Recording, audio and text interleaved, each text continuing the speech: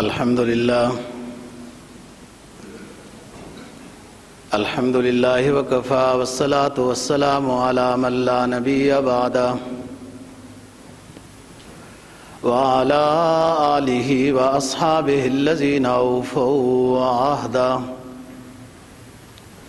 الذين هم خلاصة العرب الأربع وخير الخلائق بعد الأنبياء. أما بعد فأعوذ بالله من الشيطان الرجيم.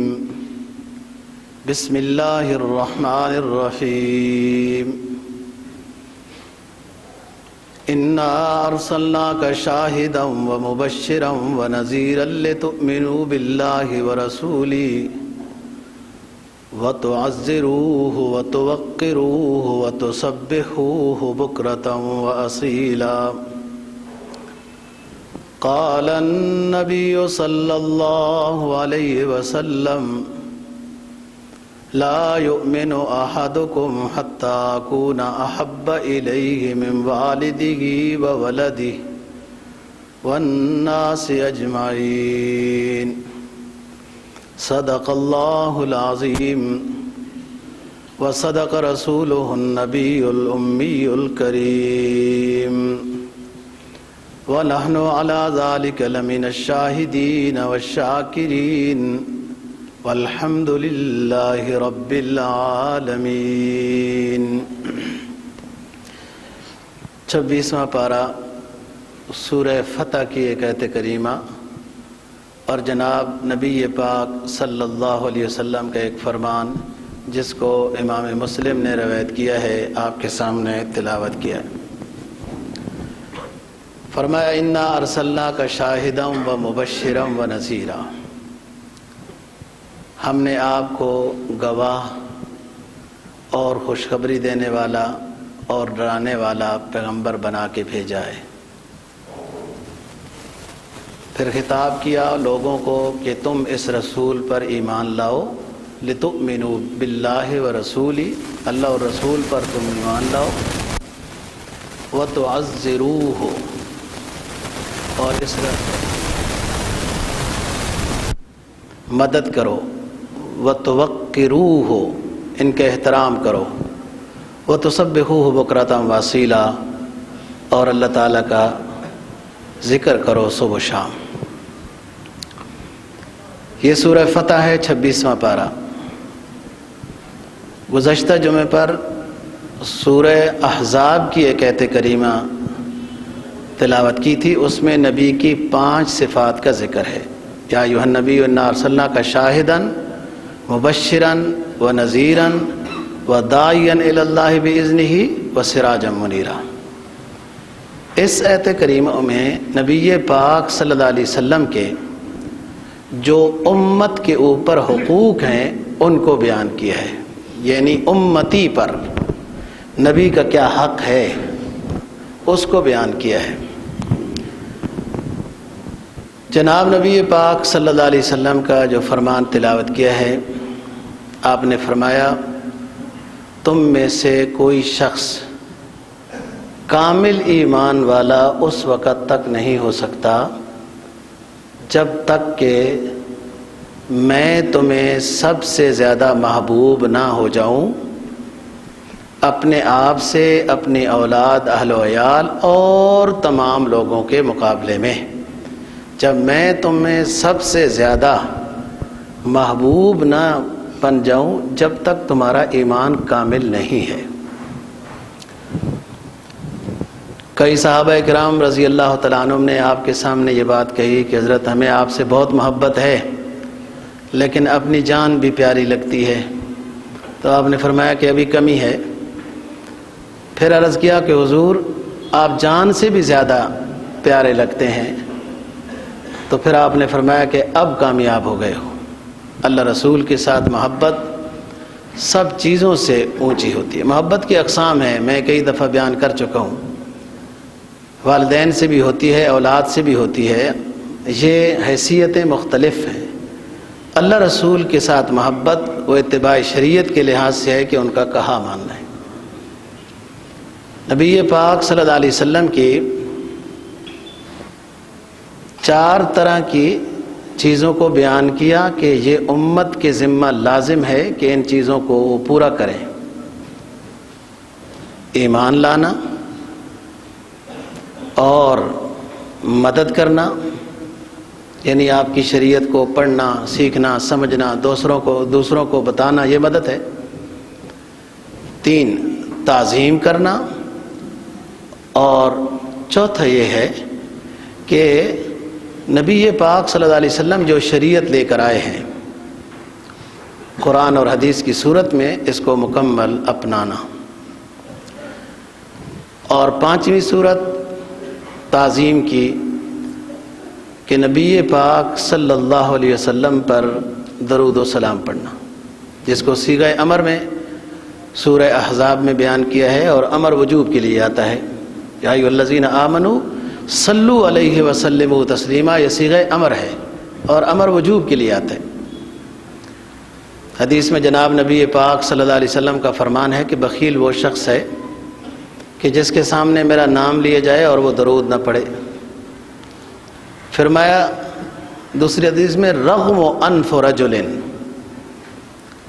اس شخص کی ناک خاک آلود ہو جائے، مطلب ایک بدعائیہ جملہ ہے کہ جس کے سامنے میرا نام آئے اور وہ درود شریف نہ پڑھے. تیسری حدیث میں فرمایا ابعد اللہ تعالی، جس شخص کے سامنے میرا نام آئے اور درود نہ پڑھے تو اللہ اس کو اپنی رحمت سے دور کر دیتا ہے. کیوں؟ مسلم کی حدیث ہے کہ من صلی علیہ مرتن صلی اللہ علیہ 10 مرات، کہ جو شخص میرے اوپر 1 مرتبہ درود سلام بھیجتا ہے اللہ اس پر 10 مرتبہ رحمتیں بھیجتا ہے. یعنی جو بندہ درود شریف پڑھ رہا ہوتا ہے وہ اللہ کی رحمت کا مستحق ہوتا ہے، اور جو درود نہیں پڑھتا وہ اللہ کی رحمت سے دور ہوتا ہے. تو بات ہو رہی انا ارسلناک شاہدا مبشرا نذیرا، یہاں 3 صفت کا بیان ہوا اور ان حقوق کا بیان ہوا جو حقوق نبی کے امتیوں کے اوپر لازم ہیں.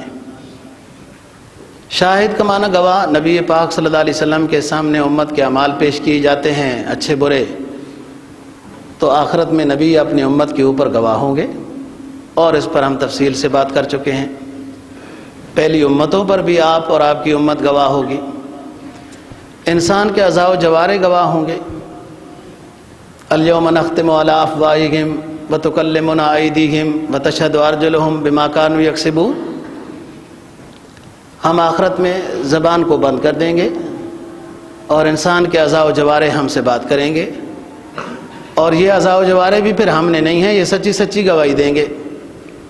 اگر اچھے اعمال ہوئے تو یہ حق میں گواہی دیں گے، اور اگر ان سے غلط کام کیے تو خلاف گواہی دیں گے. اعمال نامے گواہی دیں گے.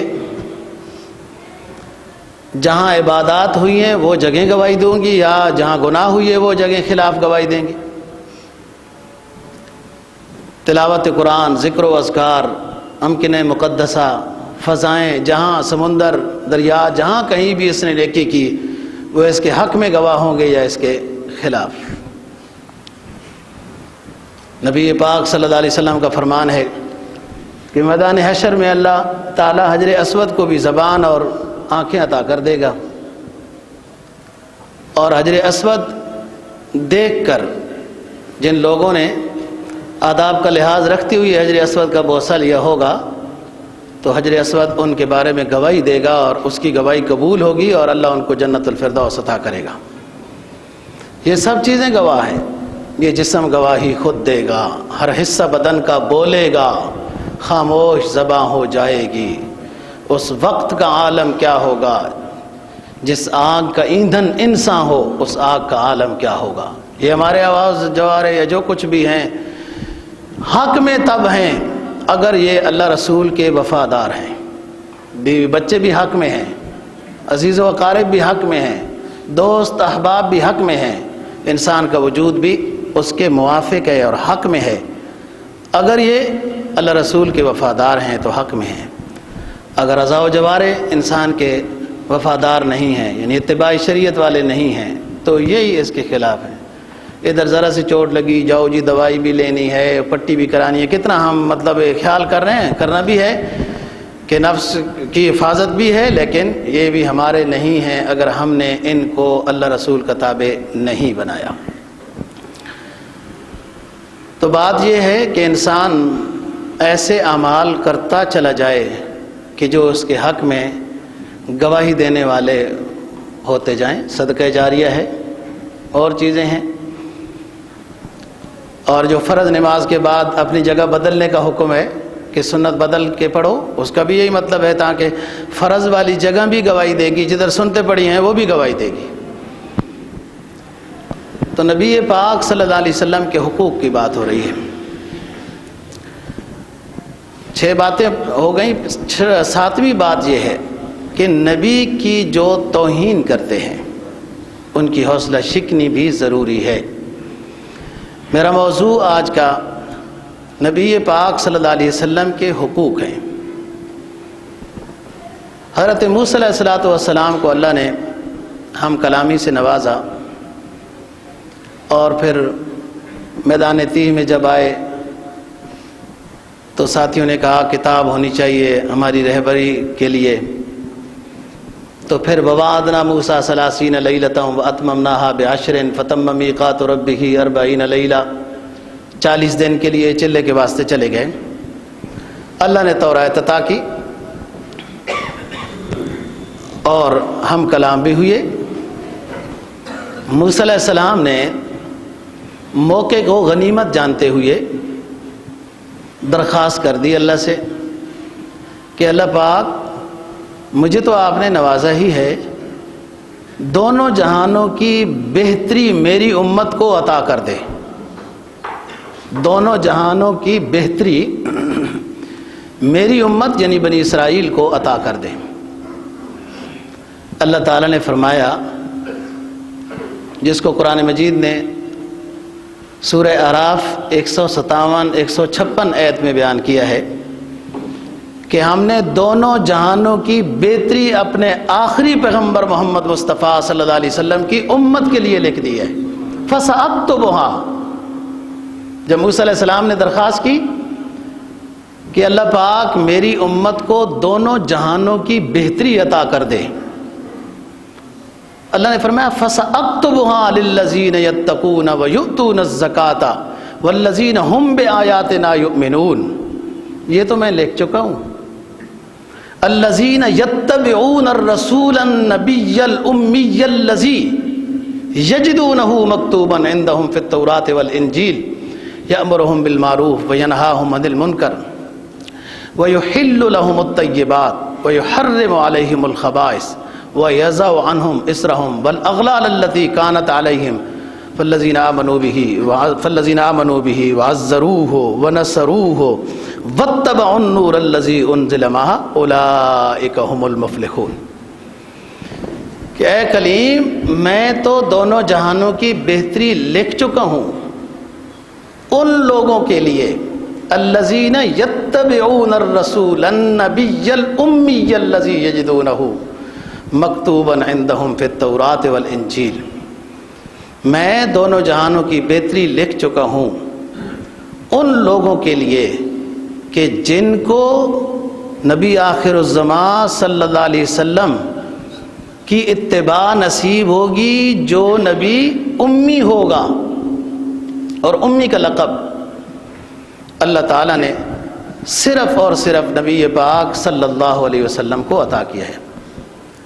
امی کا مطلب ظاہری لفظ تو ہے، اس کا معنی ہے ان پڑھ۔ مطلب یہ ہے اس کا کہ انسانوں میں سے کوئی بھی آپ صلی اللہ علیہ وسلم کا استاد نہیں ہے، آپ نے کسی سے کچھ نہیں سیکھا، آپ کا استاد اللہ تعالیٰ ہے، اور بواسطہ کبھی جبرائیل بھی بن کے آئے۔ یہ کمال ہے پیغمبر اسلام کا کہ 40 سالہ زندگی گزاری، کسی سے کچھ پڑھا ہی نہیں ہے، اور پھر 40 سال کے بعد یکدم وہ قیمتی موتی بکھیرنے لگ گئے کہ دنیا حیران ہو کے رہ گئی۔ اور پھر جب انا آتیناک الکوثر سورت آپ نے بیت اللہ شریف کے ساتھ لٹکوائی تو امراء القیس اور بڑے بڑے قصائد اور بڑے بڑے فصیح و بلیغ جو عربی شاعر تھے، ان کے قصیدے لٹکے ہوئے تھے، 7 قصیدے لٹکے ہوئے تھے۔ وہی سبع معلقہ درس نظامی میں وہ کتاب پڑھائی جاتی ہے۔ زمانے جاہلیت کے بڑے بڑے 7 شاعر تھے جن کے قصیدے لٹکے ہوئے تھے کہ ہماری کلام بڑی اونچی کلام ہے، فصاحت و بلاغت پر مبنی کلام ہے۔ تو جب آپ صلی اللہ علیہ وسلم پر انا اعطیناک الکوثر سورت نازل ہوئی تو آپ نے اپنے ساتھی کو کہا کہ لکھ کے بیت اللہ شریف کے ساتھ لٹکا دو۔ جب لٹکائی، وہ شعراء آئے، انہوں نے اپنے قصیدے اتار لیے اور 7 جملہ لکھ دیا، ما ھذا کلام البشر، یہ انسانی کلام نہیں ہے۔ انا اعطیناک الکوثر فصل لربک وانحر ان شانئک ھو الابتر۔ وہ سمجھتے تھے، وہ ردیف سے، ردم سے، سجا سے، قافیے سے واقف تھے کہ کل کتنے اوزان میں اشعار کو ڈھالا جاتا ہے، اتنے قافیوں سے ماورا یہ کلام ہے انا اعطیناک الکوثر۔ تو انہوں نے اپنے کلام اتار لیے تھے۔ تو نبی کا اعزاز ہے کہ کسی سے کچھ نہیں پڑھا، اور 40 سال کے بعد جب آپ بیان کرنے لگتے ہیں، علم و حکمت کا درس دیتے ہیں، توحید و رسالت کا درس دیتے ہیں، معاشرت تمدن کا، رہن سہن کا، کاروبار کا جب درس دیتے ہیں تو دنیا حیران ہو گئی، یہ کہاں سے سیکھ کے آ گئے۔ تو یہ آپ کا کلام کمال ہے۔ یہ اسی وجہ سے تو بعض حضرات نے لکھا ہے نا کہ بحیثیت رسول آخر الزمان صلی اللہ علیہ وسلم ہم ایمان لاتے ہیں اپنے پیغمبر پر، اور بحیثیت امیر اور حاکم ہم اتباع کرتے ہیں رسول پاک صلی اللہ علیہ وسلم کے ہر حکم کی، اور بحیثیت محبوب خدا صلی اللہ علیہ وسلم ہم بھی محبت کرتے ہیں اپنے رسول کے ساتھ، اور بحیثیت اس کے کہ آپ کو کمالات عظیمہ کے ساتھ نوازا گیا، اونچے اونچے کمالات اللہ تعالیٰ نے آپ کو عطا کیے، جس میں معراج بھی داخل ہے اور بھی چیزیں داخل ہیں۔ تو اس لحاظ سے ہم نبی کی تعظیم اور تکریم کرتے ہیں۔ تو موسیٰ علیہ السلام کی درخواست عرض کر رہا تھا تو اللہ نے فرمایا فَسَأَكْتُبُهَا لِلَّذِينَ يَتَّقُونَ وَيُؤْتُونَ الزَّكَاةَ وَالَّذِينَ هُمْ بِآيَاتِنَا يُؤْمِنُونَ الَّذِينَ يَتَّبِعُونَ الرَّسُولَ النَّبِيَّ الْأُمِّيَّ الَّذِي يَجِدُونَهُ مَكْتُوبًا عِندَهُمْ فِي التَّوْرَاةِ وَالْإِنْجِيلِ۔ دونوں جہانوں کی بہتری میں اپنی ان لوگوں کے لیے لکھ چکا ہوں جو میرے آخری نبی جو امی ہوں گے، ان پر جو ایمان لائیں گے، اس کی جو اتباع کریں گے، میں ان کے لیے لکھ چکا ہوں یہ کہ بہترین امت میرے نبی آخر الزمان صلی اللہ علیہ وسلم کی امت ہوگی۔ دیکھو یہ نبی کی برکت سے ہمیں اللہ نے یہ اعزاز عطا کیا ہے۔ نبی پاک صلی اللہ علیہ وسلم کا فرمان ہے نا کہ اگر دنیا میں اللہ موسیٰ بن عمران علیہ السلام کو بھی، موسیٰ علیہ السلام کو بھی زندہ کر دیں تو ان کے لیے بھی سوائے اس کے کہ میرے اوپر ایمان لائیں اور کوئی چارہ نہیں ہے۔ اور موسیٰ علیہ السلام نے اپنے زمانے میں یہ اس خواہش کا بھی اظہار کیا کہ جب اس امت کی آپ نے خوبیاں بیان کی، اللہ پاک نے خوبیاں بیان کی، تو موسیٰ علیہ السلام نے کہا کہ یہ اس امت کا تو اللہ ہمیں بنا دیں کہ اتنی اونچی خوبیاں ہیں جس کو ابھی آگے ذکر ہوتا ہے۔ فرمایا ہم نے اس آخری رسول کی باتیں، بشارتیں، صفات، خوشخبریاں یجدونہم عندہم فی التوراۃ والانجیل، یہ لوگ اپنی کتابوں میں نبی آخر الزمان صلی اللہ علیہ وسلم کی علامات، بشارتیں، خوشخبریاں پاتے ہیں۔ اور علماء لکھتے ہیں کہ اب کتنے 100 سال ہو گئے تورات انجیل کو، محرف ہر سال ہوتی رہتی ہے، اپنی مرضی سے اس میں قانون ضابطے لوگ ڈالتے رہتے ہیں۔ محرف ہونے کے باوجود تورات اور انجیل آج بھی تورات اور انجیل میں نبی آخر الزمان صلی اللہ علیہ وسلم کی علامات اور بشارتیں موجود ہیں کہ یہ صفت نبی آخر الزمان کی ہوں گی۔ یأمرہم بالمعروف، نبی آخر الزمان صلی اللہ علیہ وسلم کی امت کی خوبی یہ ہوگی کہ لوگوں کو اچھائیوں کا حکم دیں گے، برائیوں سے روکیں گے۔ اللہ ان کو کیا اعزاز عطا کرے گا؟ یحل لہم الطیبات، طیبات کو حلال کر دے گا. تمام حلال چیزیں آخری امت کے لیے حلال ہوں گی. پہلی امتوں کے لیے بعض حلال چیزیں بھی ان کی شرارتوں کی وجہ سے ان کے اوپر حرام کر دی گئی تھی. وحرمنا علیہم شحومہما وغیرہ. بنی اسرائیل یا دیگر قوموں پر حلال جانور کی پشت کی کمر کی چربی حرام کر دی گئی، مال غنیمت حرام کر دیا گیا، قربانی حرام کر دی گئی. اس امت کے لیے طیبات سب حلال کر دی گئی ہیں. وَيُحَرِّمُ عَلَيْهِمُ الْخَبَائِثَ. اور اس امت پر خبیث چیزیں جتنی حرام ہیں، کوئی بھی نشے کی چیز ہو، یا جانوروں میں جو حرام شریعت نے بتا دیے، یا سود یا جوا یا لاٹری یا یہ چیزیں، یہ سب حرام ہیں، یہ خبیث ہیں. خبیث اس چیز کو کہتے ہیں کہ جس کا خبث، جس کا قبیح پن، جس کا برا ہونا اس کی ذات میں ہو. یہ یاد رکھنا بات.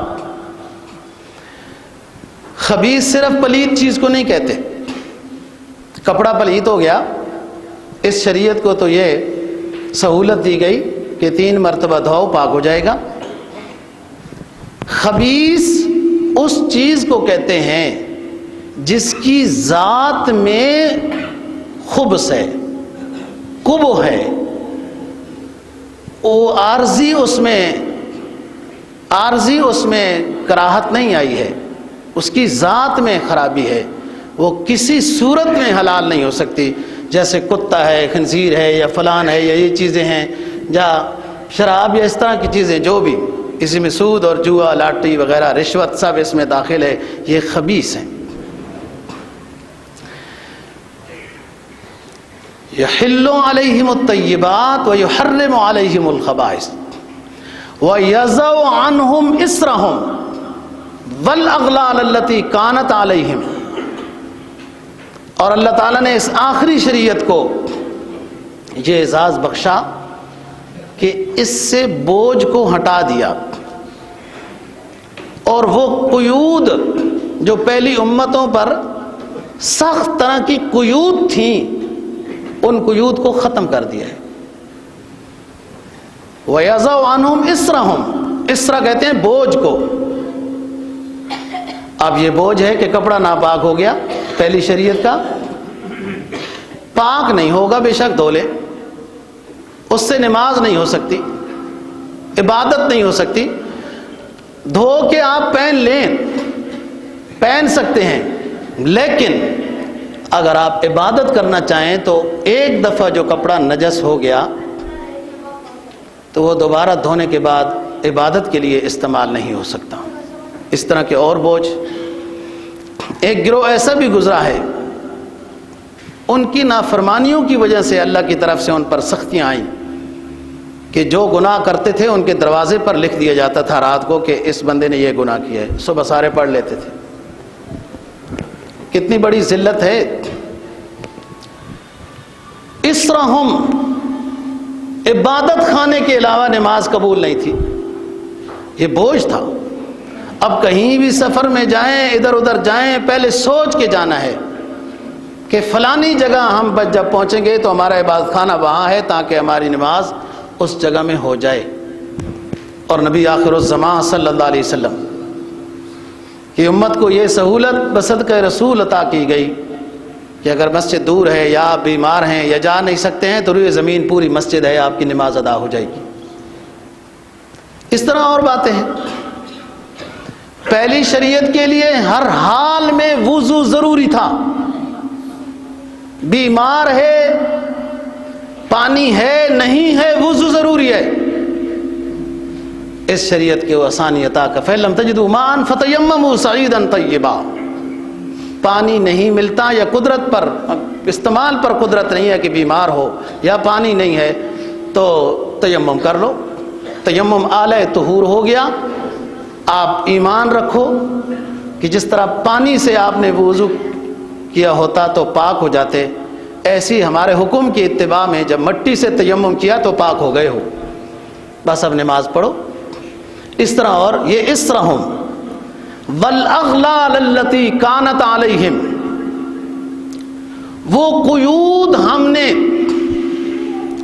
اس شریعت سے ہٹا دی جو پہلی شریعتوں پر قیود تھی. نام پارے میں ذکر ہے یوم سبتہم حیتانہم شرعا، یہودیوں کے لیے ہفتے کے دن مچھلیوں کا شکار منع کیا گیا کہ پورے 6 دن آپ شکار کر سکتے ہو، ہفتے کے دن نہیں کر سکتے. اور امتحان تو امتحان ہوتا ہے. قرآن کیا کہتا ہے؟ ویسے مچھلیاں سمندر کے بیچ سفر کرتی تھیں پورا ہفتہ، اور جو ہفتے کا دن جو ہوتا تھا تو کنارے کے اوپر وہ بھی رقص کرتی تھی، چھلانگیں لگاتی تھی. ان کا امتحان بن گئی.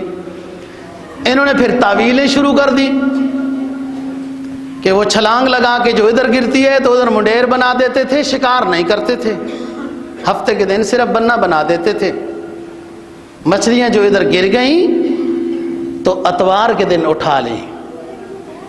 تو علماء نے اس وقت کے لحاظ سے مبلغین نے سمجھایا کہ یہ غلط کرتے ہو، تو کہا نہیں، ان مولویوں کے مسئلے مولوی اپنے پاس سنبھال کے رکھیں، یہ دنیا میں رہنے نہیں دیتے جی، زندگی گزارنی ہے. ہم نے ہفتے کے دن شکار نہیں کیا، سنتے رہتے ہو نا یہ باتیں، ہم نے ہفتے کے دن شکار نہیں کیا، اتوار کے دن کیا ہے. اور عذاب آ گیا.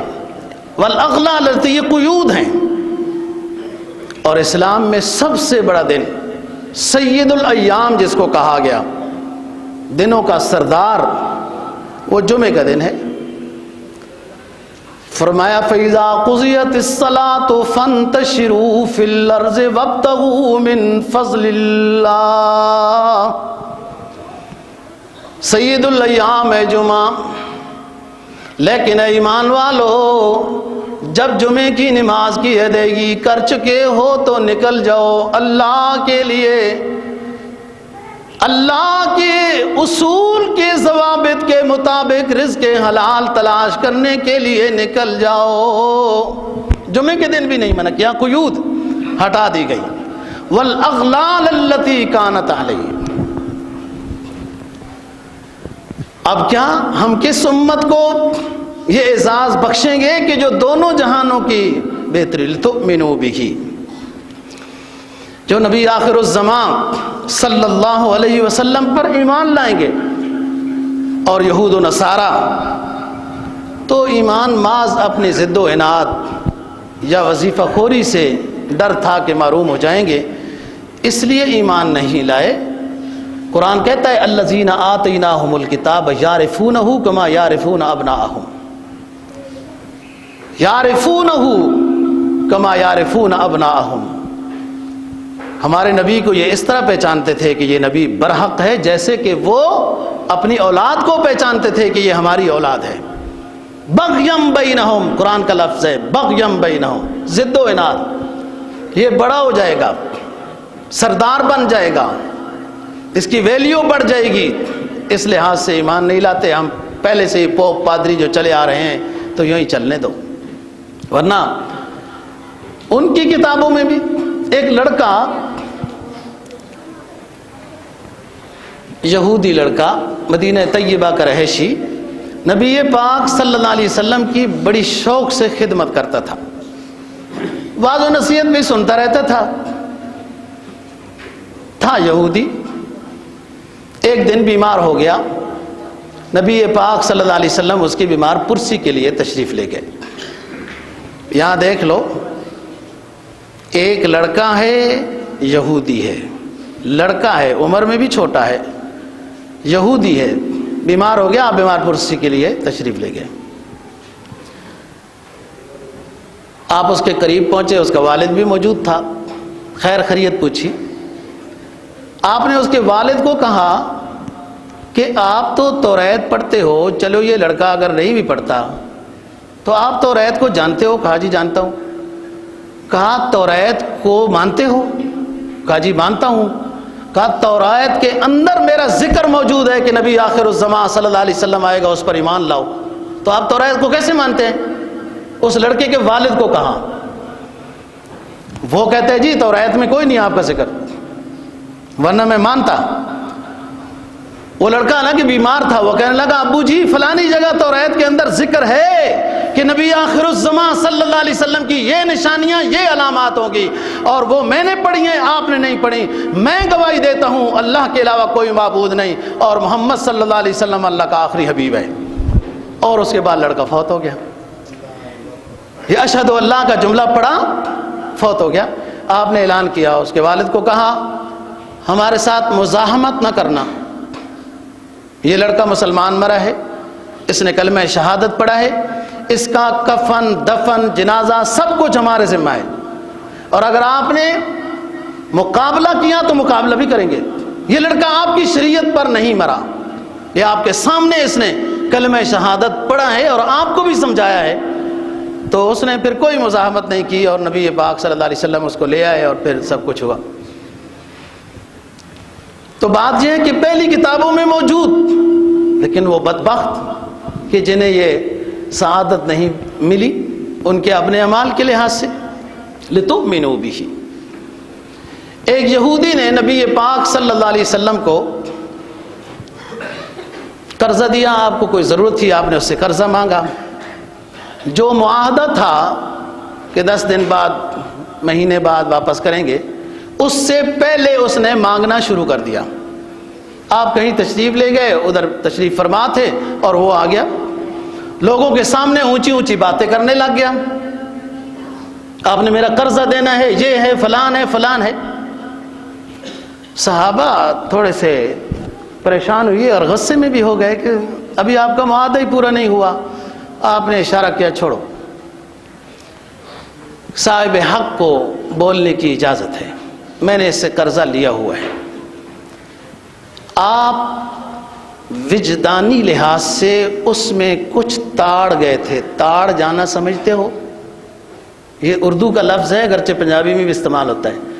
آپ وجدانیات کے لحاظ سے کچھ سمجھ گئے تھے، یہ کوئی اور چکر ہے۔ اس نے بڑی سختی کی اور آپ نے تبسم کیا، خاموشی اختیار کی، حتیٰ کہ وہ نادم ہوا اور کہنے لگا کہ میں یہودی ہوں اور توریت کو جانتا ہوں، توریت میں آپ کی کئی خوبیاں بیان کی گئی ہیں، وہ ساری میں آپ میں چیک کر چکا تھا، ایک خوبی ابھی نہیں چیک کی تھی، وہ یہ کہ آپ کا حلم، آپ کی بردباری آپ کے غصے پر غالب رہے گی، وہ آج چیک کر لی ہے۔ یہ مال بھی آپ کا اور میری جان بھی آپ کی، اور اشہد ان لا الہ الا اللہ واشہد ان محمدً عبدہ ورسولہ، ایک گواہی دی۔ تو بات یہ ہے کہ توقیر پیغمبر صلی اللہ علیہ وسلم کے حقوق کیا ہیں امتی پر؟ لتؤمنوا بہ، ایمان لانا، وعزروہ، نبی کی مدد کرنا، دوسروں کو سمجھانا، تبلیغ کرنا، مسلمانوں کی مدد، شریعت، یہ ساری چیزیں مدد میں داخل ہوتی ہیں۔ وَتُوَقِّرُوهُ، تکریم کرنا، تعظیم کرنا، نبی کی بے ادبی تو مومن سوچ ہی نہیں سکتا۔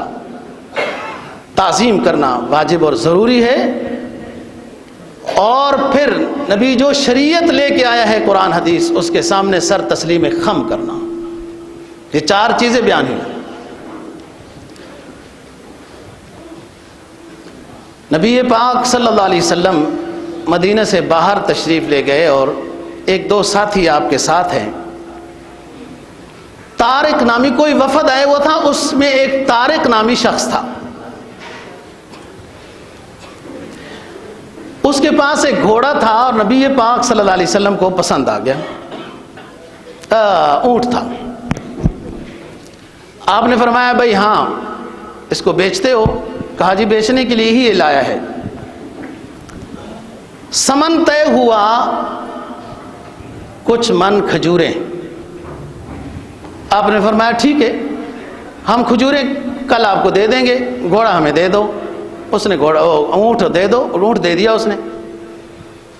آپ اونٹ لے آئے، اور وہ پیچھے بندہ پریشان، وہ آپ صلی اللہ علیہ وسلم کو جانتا نہیں تھا، سنا ہوا تھا کہ اس شہر کے اندر نبی آخر الزمان صلی اللہ علیہ وسلم آباد ہے، لیکن وہ دیکھا ہوا کہیں ملاقات نہیں ہوئی تھی۔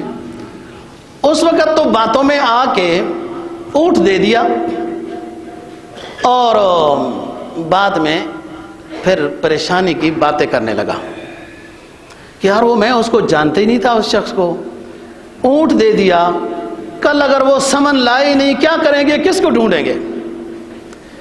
ان کے ساتھ جو پورا وفد تھا وہ اس لیے مویشیوں کو بیچنے کے لیے آئے ہوئے تھے، مدینہ کے قریب پڑاؤ ڈالا ہوا تھا۔ ایک عورت بولی، اس نے کہیں خیمے سے نبی پاک صلی اللہ علیہ وسلم کی زیارت کی تھی، کہتی ہے واللہ واللہ انا ضامنۃ لثمن البعیر، رب العزت کی قسم میں تمہارے اونٹ کے ثمن کی ضامن ہوں۔ رأیت وجہ رجل مثل القمر لیلۃ البدر لا یخیس بکم، جو ہستی تم سے اونٹ لے کر گئی ہے میں نے ایسا چہرہ جہانوں میں دیکھا نہیں ہے۔ اتنا پیارا چہرے والا شخص کبھی کسی کے ساتھ دھوکہ نہیں کرے گا۔ رأیت وجہ رجل مثل القمر لیلۃ البدر، اور طارق اونٹ بیچنے والے تو نے تو قریب سے زیارت کی ہے، میں نے تو خیمے کے شگافوں میں اس شخص سے چہرے انور کو دیکھا، میں سمجھ گئی ہوں کہ یہ شخص جو 14ویں کی رات کے چاند کی طرح چمک رہا ہے، ایسے چہرے والے کبھی دھوکہ نہیں کرتے۔ صبح ہوئی، فرزندان اسلام دو نظر آئے، خیمے والوں کی نظریں ان پر جم گئیں۔ جب غور سے دیکھا تو وہ چمکنے والا چہرہ تو نظر نہیں آیا۔ قریب آئے، کہا طارق کہاں ہے؟ اس نے کہا میں ہوں طارق۔ ان ساتھیوں نے، نبی کے رضاکاروں نے کہا کل ہمارے آقا نے، سید دو جہاں نے، امام الانبیاء نے تم سے اونٹ خریدا تھا، اس کا ثمن دینے آئے ہیں۔ فرمایا وَأَحْسَنَ مِنْكَ لَمْ تَرَ قَطُّ عَيْنِي وَأَجْمَلَ مِنْكَ لَمْ تَلِدِ النِّسَاءُ، خُلِقْتَ مُبَرَّأً مِنْ كُلِّ عَيْبٍ كَأَنَّكَ قَدْ خُلِقْتَ كَمَا تَشَاءُ، أَغَرَّ عَلَيْهِ لِلنُّبُوَّةِ خَاتَمٌ من اللہ مشہود یلوح ویشہد، ضم الالہ اسم النبی الی اسمہ اذا قال فی الخمس المؤذن اشہد، شق لہ من اسمہ لیجلہ، شق لہ من اسمہ لیجلہ، فذو العرش محمود وہذا محمد۔ حسان ابن ثابت بولتے ہیں، انصاری صحابی ہیں جن کو نبی پاک صلی اللہ علیہ وسلم اپنی زبان حیات میں یہ فرمایا کرتے تھے، حسان آؤ نا میرے سامنے مسجد نبوی میں میری منقبت میں اشعار پڑھو۔ تم مدینہ میں اشعار پڑھتے ہو، مکہ کے اندر مشرکین مکہ کے دلوں پہ تلواریں چلتی ہیں۔ احسن منک لم تر قط عینی، کہتا ہے میری آنکھ، کسی آنکھ نے آپ جیسا حسین دیکھا نہیں، کسی ماں نے ایسا حسین جنا نہیں۔ اور لگتا یوں ہے اللہ نے بہت اونچے کمالات کے ساتھ اپنے آخری حبیب کو پیدا کیا، کسی پیغمبر کے شانہ مبارک پر، کسی پیغمبر علیہ السلام کے شانہ مبارک پر مہر نبوت نہیں لگائی، اللہ رب العزت نے اپنے آخری حبیب کے شانہ مبارک پر مہر ختم نبوت لگا دی، اور اللہ نے اپنے نام کے ساتھ اپنے حبیب کا نام لازم کر دیا، درود شریف میں بھی، نماز کی تحیات میں بھی، اذان میں بھی، اور اللہ نے اپنے نام کو توڑ پھوڑ کر جو اپنا نام محمود تھا اسی کے حروف کو لے کر اپنے آخری حبیب کا نام محمد رکھ دیا۔ اور قصیدہ بردہ والا علامہ بوصیری کیا کہتا ہے؟ فرمایا محمد سید الکونین والثقلین والفریقین من عرب ومن عجم۔ اور ایمان والوں، مسلمانوں، اپنے آخری حبیب کے امتیوں، اپنی اس نعمت پر بھی شکر ادا کیا کرو کہ اللہ نے تمہیں اپنا حبیب ایسا دیا جو سید دو جہاں ہے۔ محمد سید الکونین والثقلین والفریقین من عرب ومن عجم۔ کم ابرات وصبا باللمس راحته واطلقا عربا من ربقة اللمم۔ آیاته الغر لا يخفى على أحد بدونها العدل بين الناس لم يقم۔ اے مسلمانوں، علامہ بوصیری کہتے ہیں اے اپنے آخری حبیب کے امتیوں، اپنے آخری حبیب پہ جان قربان کر دینے والوں، اپنے حبیب کی قدر و منزلت اور عظمت پہچانو۔ تمہارا اور میرا پیغمبر علیہ السلام ان خوبیوں کا مالک ہے کہ جب بیمار آئے نبی کے پاس دم اور دعا کے لیے اپنا دست شفقت پھیر دے تو وہ شفا پا جاتے ہیں۔ جب جذام بیماری والے، برس کی بیماری والے، آنکھوں کی بیماری والے، اور جیسے میں بیمار ہو گیا ہوں، علامہ بوصیری کہتے ہیں جیسے میں بیمار ہو گیا ہوں کہ مجھ پہ فالج گر گیا، اس طرح کے بیمار بھی جب نبی آخر الزمان صلی اللہ علیہ وسلم کے خام میں بھی ان کو نبی کی زیارت ہو جائے اور آپ تبسم فرما دیں تو مجھ جیسے فالج زدہ کو بھی نبی کی برکت سے شفا مل جاتی ہے۔ آیاتہ الغر لا یخفی علی احد، کوئی مانے وہ نصیب والا ہے، کوئی آخری پیغمبر کو نہ مانے تو اس کی اپنی بدقسمتی ہے۔ نبی کی ہر شان تو واضح ہر کسی کو نظر آتی ہے، اور نبی پاک صلی اللہ علیہ وسلم نے دنیا جہاں کو رہنے کا ڈھنگ، ایمان، عمل صالح کی دولت نصیب فرمائی۔